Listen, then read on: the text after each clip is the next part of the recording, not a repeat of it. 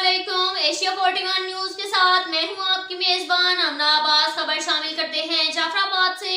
पानी मांगना जुर्म बन गया, मारूफ जिम्मेदार साबिक डीएसपी नसीबुल्लाह खोसा की क़यादत में ज़राई पानी की किल्लत के खिलाफ एरीगेशन एक्सचेंज के खिलाफ एहतजाज किया गया।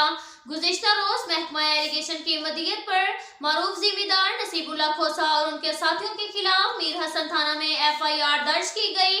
मीर हसन थाना पुलिस ने मारूफ जिम्मेदार नसीबुल्लाह खोसा को गिरफ्तार कर लिया। अदालत आलिया के हुक्म पर मारूफ जिम्मेदार नसीबुल्लाह खोसा को रिहाई का हुक्म दे दिया। रिहाई मिलने के बाद नसीबुल्लाह खोसा की क़यादत में मीर हसन थाना के सामने सख्त एहतजाजी मुजाहरा किया गया।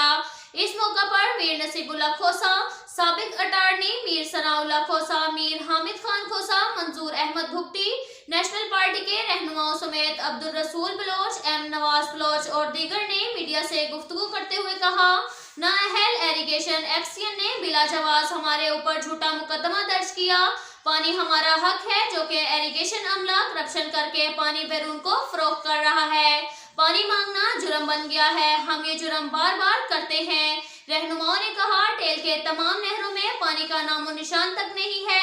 इंशाअल्लाह हम अपने हिस्से का पानी जरूर लेंगे और करप्ट एरीगेशन एक्सचेंज के खिलाफ अदालत में जाएंगे। एक्सचेंज ने रिश्वत का बाजार गर्म कर रखा है, इनके सबूत हमारे पास मौजूद हैं। बाद अज़ां मीर हसन पुल पर एहतजाजी कैंप लगाकर मुजाहिरीन बैठ गए हैं। अब तक के लिए इतना ही काफी है। मिलते हैं अगले बुलेटिन में, हमारे साथ रहिएगा। अल्लाह।